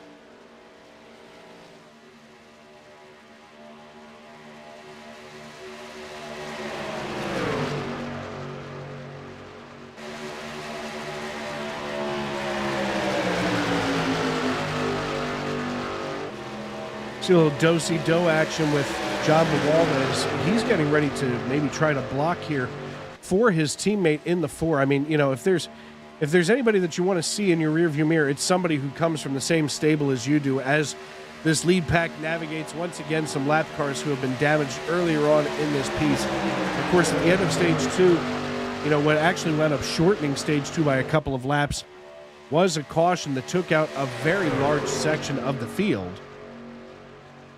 But right now, 12 laps to go, and all's quiet on the Western front. But believe me, it's kind of like trying to boil a pot of water on low. It will continue to cook and cook and cook, but it takes a long time before that thing starts rolling. And they turned the stove on at the beginning. Oh no! Finn Robinson almost having an edge underneath Tony Burt. Finn Robinson looking to go along with Gabriel Lafreniere. All of a sudden, things are going to start to heat up. Business is going to be picking up now. Oh, the 51 gets into the 31. Oh! Bawalda goes up into the wall. He is, well, kind of stuck up there. We stay green somehow.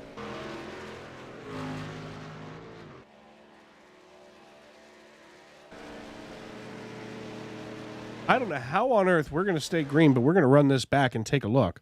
It's been a while since we've had anything that we can run back. And we're going to see if we can zoom in on him and get a good shot here.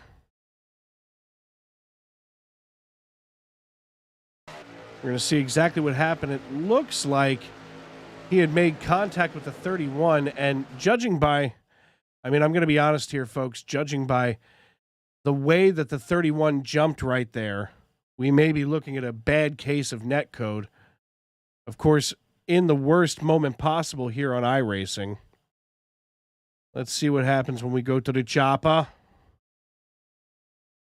And here we go. Take a look here at the 51 working the low side. Oh, no, they do wind up making contact. And I'm not sure exactly what transpired there. In fact, we're going to slow this all the way down.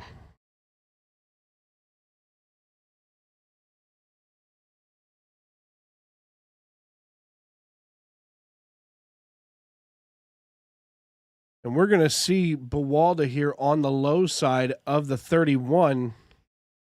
That's Aaron Mack, last night's Xfinity Series winner. And maybe at low speed, you can see Mack maybe getting sucked into the side of the 51. And then, of course, clipping that right rear fender, and boom goes the dynamite.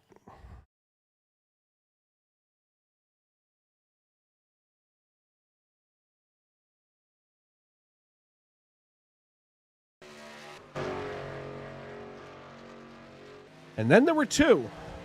This is going to be interesting. Now, this second pack here, they're back about 6 seconds and falling. As once again, I talked about it a little while ago, Jeff O'Rourke in the 5 car, he suddenly worked his way into third position, but they've got 6.5 seconds to catch Tony Burt and Finn Robinson.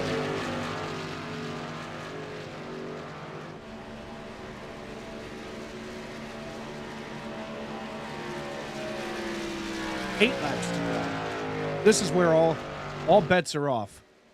We're going to start to see as these times start to tick off. Interestingly enough, and if I could give Gabriel Lafreniere any kind of advice, it would be get in line and try to stay in line, because every time you move, you disturb that air and slow yourselves down even further. And that's got to be awful frustrating to Jeff O'Rourke. And right now, these guys praying for a caution. I can't believe there wasn't one for that wreck with John Bawalda just a few moments ago, as he is now down in the pits and falling down in the standings, as he's now down a couple of laps. And these drivers, for lack of a better term, they got to get their act together. They're falling like a couple of stones with now 6 to go.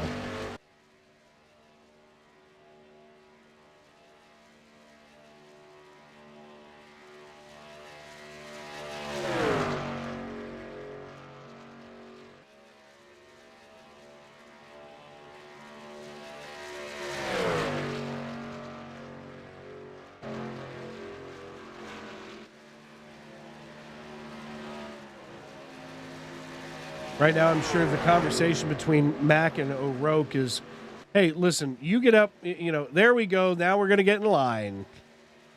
but maybe they're getting in line just a little bit too late, as all of a sudden this race has maybe gotten out of hand. But meanwhile, my goodness, there is still quite a battle back here. Chris Claude has worked his way into 6th position ahead of Brian Tarnowski and Mark Brewster. I'm going to be honest, I don't know when that happened. I don't see it there on the event page, so that must have been a little while ago.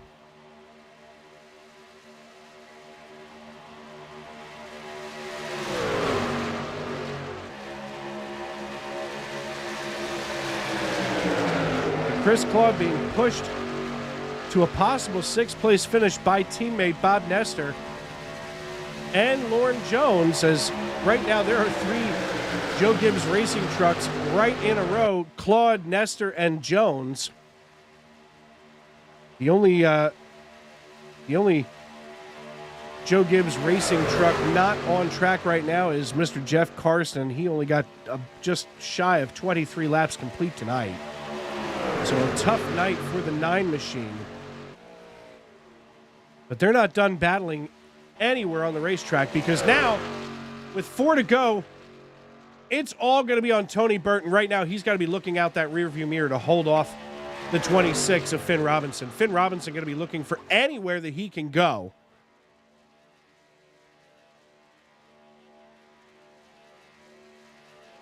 Folks, I know there's just 4 laps to go, and you're thinking, gee, can we look somewhere else on the racetrack? No, we can't. This is the most exciting part of the race. Right now, we're waiting to see if Finn Robinson's going to try to make a move, and if Tony Burt is going to put away the kid gloves and handle this thing like a beast that we know that he is.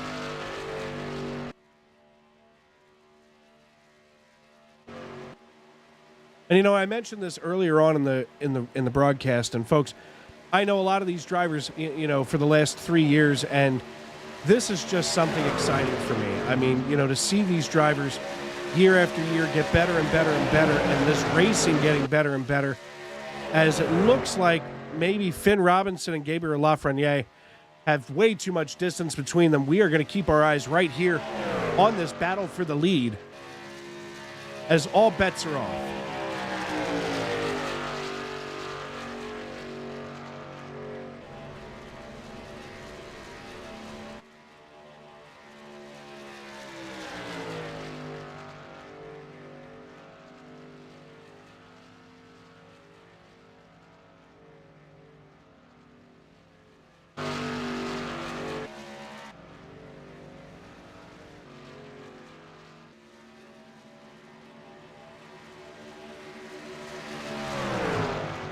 Two to go. Popsicle sticks are in the air as, once again, Tony Burt leads Finn Robinson. There's 14 seconds between them and Gabriel Lafreniere, so obviously not a whole lot going on there. Right now, Tony Burt's got to stay low and keep that door shut on Finn Robinson. As they roll out of turn number 4, the popsicle sticks go down. The man in the stand is going to put his white flag in the air, and Tony Burt is racing back to checkers. Tony Burt has a window full of Finn Robinson, the Shropshire native there in the 26 Toyota Tundra.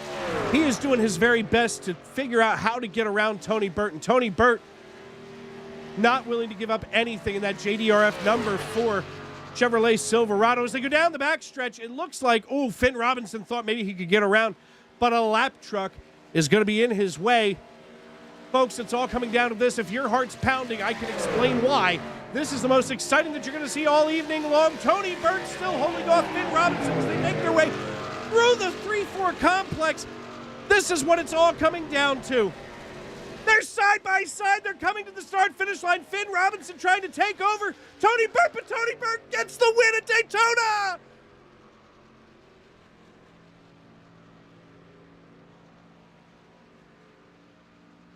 Tony Burt has held off Finn Robinson for the last bumpteen number of laps, while Aaron Mack brings home the third step on the podium. Jeff O'Rourke finishing 4th, Gabriel Lafreniere finishing 5th, Chris Claude finishing 6th, Brian Tarnowski in 7th, and Mark Brewster rounding out the lead lap cars finishing in 8th. Tony Burt, you are the man. He wins stage 2. He wins the race. Tony Burt just won 2/3 of the season opener here at Daytona International Speedway in the Jack Dowel Motorsports TNN Truck Series live here on Sim Racing Media, and I can't tell you enough how excited I am. It's time for him to burn the house down.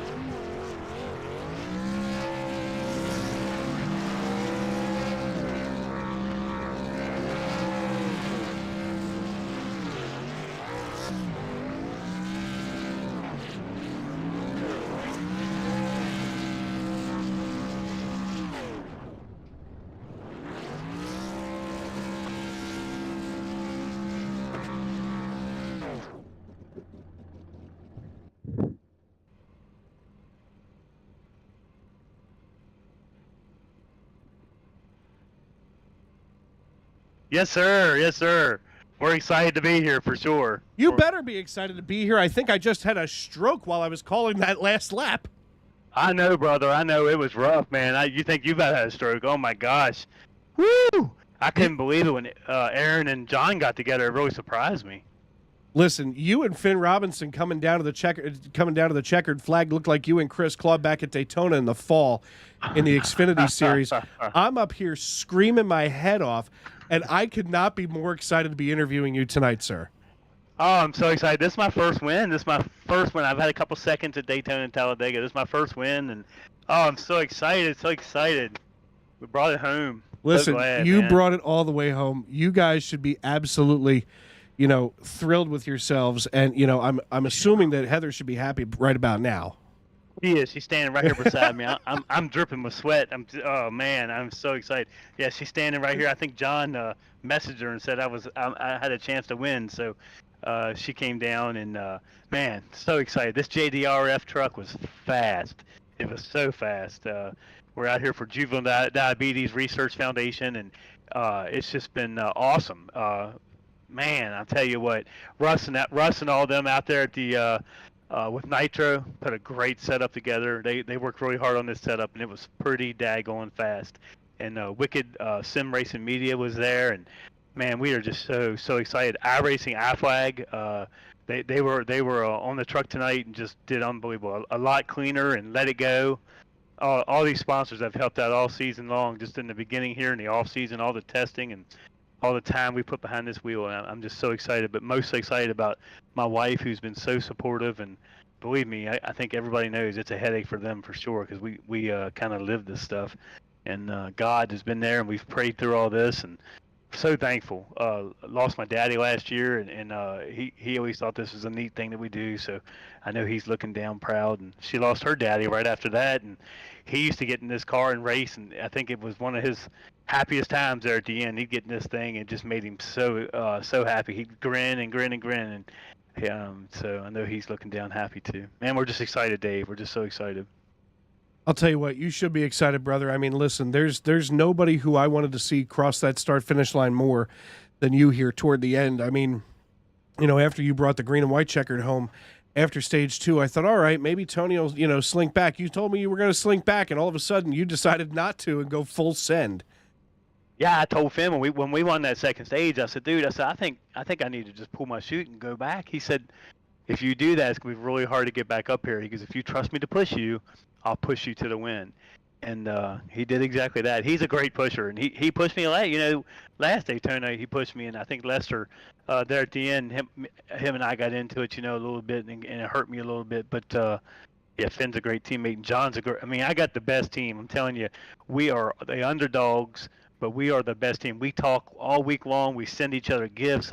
I'm always getting stuff in the mail or sending stuff out in the mail to these guys, and I've even sent pedals all the way to Finland, and it's just a great team, man. It's been a lot of fun, and John and I both being 100% disabled veterans, we really enjoy this, and it helps us with our PTSD and things of that nature, and it's just been a welcome thing in our lives. And I still got about 4 or 5 hours a night of work to do after tonight to go out and do some work, but I didn't want to miss this race. I tried to get in yesterday's race and missed it by about 20 seconds, so I'm excited. Well, you deserve to be excited. Well, listen, before I cut you loose, who do you need to thank tonight besides everybody that you've already thanked before we cut you loose? Dude, I'm thankful for you, man. I'm telling you, I'm so excited that Sim Racing Media is there. But John and I talked about it earlier, and we don't care if it's Sim Racing Media or if it's cowsinthepasture.com. As long as Dave Regal's a part of it, we know it's going to be great. We absolutely love listening to you, hearing you. The preparation that you take in that booth is phenomenal. I thought about it last night when I missed a race. I thought, man, maybe I could get in the booth with Dave and just talk with him through this whole race. And I thought, nah, I would suck at that. You are so good at it, man. We're so thankful for you. So glad that we got you in all of our title races, all 3 series. We are so lucky as a series to have you. Not just Sim Racing Media, but you, Dave Regal, man. You have been awesome, and we're very thankful for you, man. Glory to God. Absolutely. Listen, man, I appreciate all of the praise. I mean, and I wouldn't be here without God who, he sets us all where we need to be. Maybe not always where we want to be, but somehow it's where he needs us to be. So I'm glad that I was able to be here alongside of you tonight, watching from the broadcast booth. It's not the same without standing next to Larry Mack and Mike Joy, but it's as close as I'm going to get. So go ahead and, you and Heather go celebrate this with the rest of your team, and we will see you hopefully next week at we're off next week, but we'll hopefully see you in 2 weeks, yes? Yeah, well, and I'll be at the Xfinity. I think we're at Las Vegas next week, but yeah, definitely. We'll definitely be there, man. It's exciting, and I'm in tears. I'm so happy. Just a lot of hard work to get these things. This thing looks like a video game and looks easy, but there's nothing easy about it, and as you well know. And dude, just thank you so much for everything you do. And man, I'm beside myself. I really am. And look, when you interview Finn, he's going to tell you something about Siri. You just don't believe everything you hear. That's all I got to say. All right, brother. Listen, we will chat with you later, and congratulations once again. Thanks, brother. Good night. That is the great Tony Burt, who brought home the checkered flag tonight. Proud to call him not just my friend, but my brother.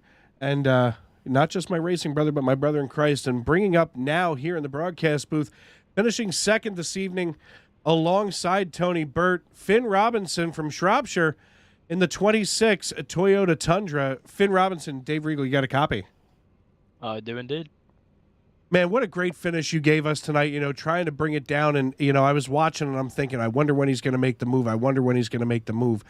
And, everybody always says if I'd have had one more lap, I could have had him. Is that what you were feeling tonight? Absolutely not, actually. It was the complete opposite. So obviously me and Tony were teammates with Jack Dowel Motorsports. And once we had that breakaway after that late wreck there, and it was just me and him pulling away, we were kind of trying to decide who was going to take the win. Was I going to take the win and get locked into the playoffs? Was he going to take the win and get locked into the playoffs? So in the end, I said, right, Tony, you're number 1, I'm number 2. And I said to Siri on my phone while we were driving there, I said, hey, Siri, pick a number between 1 and 2. And he picked 1. So that settled it. That's how we settled the win right there. Siri chose it. Well, that's technology on the cutting edge at its best. I mean, Siri helps us with a whole lot of things. I guess now she can even help us with sim racing. I mean, you guys, as far as teammates, Tony said it, and I really have to agree with him. You're part of one of the best teams, one of the closest knit teams on the iRacing servers. I mean, I've covered many different leagues over the last couple of years here with Sim Racing Media and the former Independence Racing Network. And I mean, what I see you guys do on a regular basis is just something really special. Oh, absolutely. Well, I mean, we work so hard. So does John. John does an awesome job of sort of coordinating everything, especially with the simulators that he's building and things like that. I mean, we are literally like a family. Like we could rely on each other for just about anything. It's just a shame that we're all so separated. I mean, we've got John in Pennsylvania, we've got Tony in North Carolina, obviously myself in the UK, Eugenio is in Argentina, so it's all a bit spread out. But in terms of family, yeah, we've got that nailed down to a T, and it works out great. It absolutely does. Well, Finn, listen, with the second place finish here on the podium, who do you need to thank before we cut you loose? Obviously, huge shout out to Dowel Motorsports. We wouldn't have been in this position if we weren't as tight as we were and working so hard in that race there. I'd like to give a shout out to Wicked Sim Racing for mental health. They partnered with our team a few occasions last season, and hopefully a bit more this season. And obviously, thank you for sponsoring this race. Hope we managed to put on a good show for you guys. Obviously, Nitro Racing providing us with the wicked fast setups that allowed me and Tony to get the 1-2 today. I'd just like to give another shout out to Shebden Crane Hire, who's my specific sponsor for my truck and everything I do on iRacing. They do a great deal for me. And just a shout out to, I guess, my own race team, FR Motorsport. We're all on social media and doing a few things with racing in real life, a bit of vlogging, a bit of onboard footage from the mod light and things like that. So if that's something you're interested in, tune in. All right, brother. Well, listen, congratulations on the second place win, and we'll see you in a couple of weeks here on Tuesday night. But hopefully we get to see you again Sunday and Monday. Yes, absolutely. Thank you very much. Thank you, sir. And that is Finn Robinson, driver of the number 26 machine tonight, bringing it home and helping his teammate get all the way back up there to the lead. Last but certainly not least, he was our first interview last night. He's our third interview this evening from Fort Riley, Kansas. Aaron Mack finishing third on the podium this evening. You got a copy, brother? I got you, Dave. What's going on? Hey, man, listen, I got to talk to you first last night. Now tonight I get to talk to you third, but what a race you had going on right up until that Tony Burt, Finn Robinson couplet kind of ran away from you.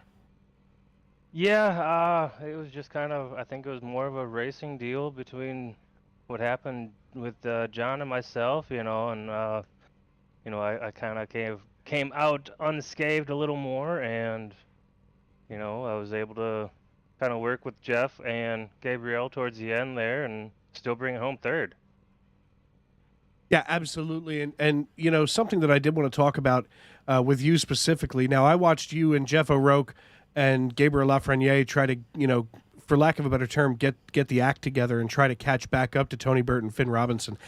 How frustrating was that to try to get those guys in line? It looked like you were back there trying to herd cats. I think it all just kind of fell into place. Believe it or not, there wasn't any radio communication whatsoever. It was just, we all knew, it's a super speedway, and numbers is a thing. You need it. Yeah, absolutely. I mean, I was watching the three of you. It seemed like you were trying to shuffle around, and I thought, geez, guys, get nose to tail and try to make up some distance. But once Robinson got about, 6 seconds ahead of you, I thought, well, with the remaining time, there's just no way to make up that distance. I mean, but you fought the good fight, brother. I mean, last night being able to bring home the checkered flag, now tonight bringing home, third, second runner up there. How frustrating is that, knowing that you know how to get to the checkered flag, and now tonight not being able to do so? I think it was my guys kind of missed up we missed on the cue. It started us like P20, P22, right in that ballpark, and I know it's a long race, so we set it up for that, and we made it towards the end. Absolutely. Well, you came as close as you absolutely could, but before we cut you loose tonight, who do you need to thank? Definitely Leo back, and the guys back at the shop, Money House Racing. And so, and then especially you, Dave, if you didn't enjoy doing what you were doing, we wouldn't be able to watch this. I mean, listen, I appreciate the kind words. I mean, listen, because of how much time that I've spent on the track, I mean, a couple of years ago, I was in all three series driving, and then last year, for Xfinity, stepping into the booth and forming the Independence Racing Network, and then being able to migrate all of that over here to Sim Racing Media. It's just, I get to hang out with my friends and watch what they do week in and week out. And you guys are what keep me coming back week after week after week, no matter how long the season seems to get sometimes. So I do appreciate the kind words. But Aaron, congratulations on the third place win. And we will see you in a couple of weeks here in the Truck Series, and of course, hopefully Sunday night in the Cup Series. All right, sounds good, Dave. Appreciate it. All right, man. Well, folks, that will put the first one in the books for the 2023 Jack Dowel Motorsports Tuesday Night NASCAR Truck Series, and what a show they put on tonight.